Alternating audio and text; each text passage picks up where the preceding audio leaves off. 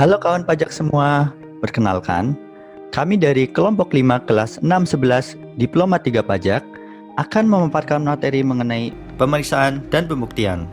Sebelum kita lanjut ke materi, mari kita dengarkan pengantar dari dosen pengampu kami, yaitu Pak Kusmono. Perkara di pengadilan pajak itu kan ada dua ya. Pertama terkait dengan pemeriksaan cepat dulu deh. Dari katanya aja pemeriksaan cepat. Nanti pemeriksaan yang harus dilakukan diputuskan secara cepat.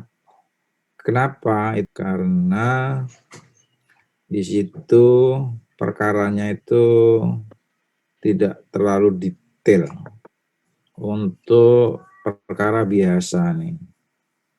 Perkara biasa itu dibentuk suatu tim majelis adik-adik. Nah, majelis itu terdiri dari anggotanya ganjil 3 orang. Berikutnya adalah yang tidak kalah pentingnya itu proses yang namanya pembuktian. Ya. Jadi bayangkan di sini uji bukti. Jadi masing-masing itu di depan majelis hakim membawa buktinya. Tapi tentunya yang pertama punya kewajiban yang mendalilkan tadi. Terus dibantah. Nah, sesuai dengan keyakinannya masing-masing. Oke, kita masuk ke pemeriksaan acara. Dalam pengadilan pajak, jenis pemeriksaan terdiri dari pemeriksaan acara biasa dan pemeriksaan acara cepat. Nah, bedanya apa? Aspek yang membedakan dua pemeriksaan acara tadi, yaitu pada tahapan pemeriksaannya. Pada pemeriksaan acara biasa, tahapan pemeriksaan terdiri atas yang pertama, pemeriksaan berkas perkara, yaitu pemenuhan seluruh persyaratan formal pada saat pengajuan banding ataupun gugatan. Yang kedua, pemeriksaan persiapan, yang meliputi penyampaian surat uraian banding oleh terbanding dan surat tanggapan oleh tergugat, serta surat bantahan oleh pemohon banding atau gugatan. Yang ketiga, pemeriksaan persidangan. Pada pemeriksaan acara biasa, persidangan dilakukan oleh 3 hakim, yaitu hakim ketua, hakim anggota, dan panitera. Pemeriksaan acara cepat. Pemeriksaan dengan cara cepat dilakukan oleh majelis atau hakim tunggal.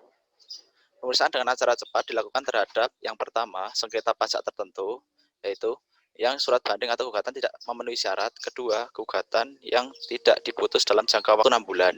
Kemudian yang ketiga, tidak dipenuhinya salah satu ketentuan sebagaimana dimaksud dalam pasal 84 ayat 1, yaitu 10 yang harus memuat dalam putusan pengadilan pajak, atau kesalahan tulis dan atau kesalahan hitung dalam putusan pengadilan pajak. Kemudian yang terakhir, sengketa yang berdasarkan pertimbangan hukum bukan merupakan wewenang pengadilan pajak. Selanjutnya mengenai ketentuan pemeriksaan. Yang pertama mengenai pembukaan sidang, hakim ketua membuka sidang dan menyatakan sidang terbuka untuk umum. Yang kedua mengenai pengunduran diri dan penggantian hakim anggota dan panitera. Hakim ketua, hakim anggota, atau panitera wajib mengundurkan diri dari suatu persidangan apabila terikat hubungan keluarga atau berkepentingan langsung atau tidak langsung atas status sengketa yang ditanganinya. Yang ketiga mengenai saksi. Hakim ketua dapat memerintahkan saksi untuk hadir dan didengar keterangannya dalam persidangan. Yang keempat mengenai kerahasiaan. Setiap orang yang karena pekerjaan atau jabatannya wajib merahasiakan segala sesuatu sehubungan dengan pekerjaan atau jabatannya. Untuk keperluan persidangan, kewajiban merahasiakan dan dimaksud itu ditiadakan. Selanjutnya mengenai ahli bahasa. Apabila pemohon banding atau penggugat atau saksi tidak paham bahasa Indonesia, hakim ketua menunjuk ahli bahasa. Alat pembuktian.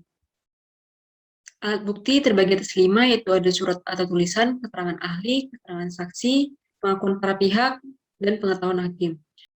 Yang pertama, bukti tulisan. Bukti tulisan terbagi atas 4. Yang pertama itu akta otentik, yaitu surat yang dibuat di hadapan pejabat umum yang berwenang. Yang kedua, akta di bawah tangan, yaitu surat yang dibuat dan ditandatangani oleh pihak yang bersangkutan.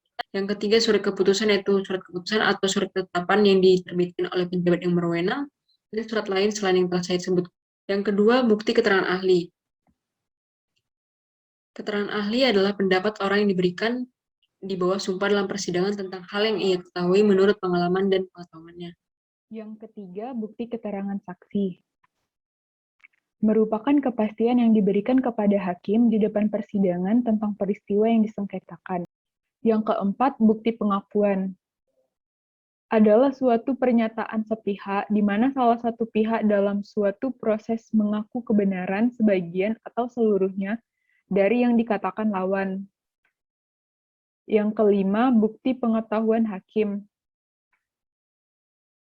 Merupakan hal yang olehnya diketahui dan diyakini kebenaran, dan juga hal-hal yang dialami sendiri oleh hakim selama pemeriksaan perkara dalam sidang, dan bukan yang diberitahukan kepadanya oleh para pihak.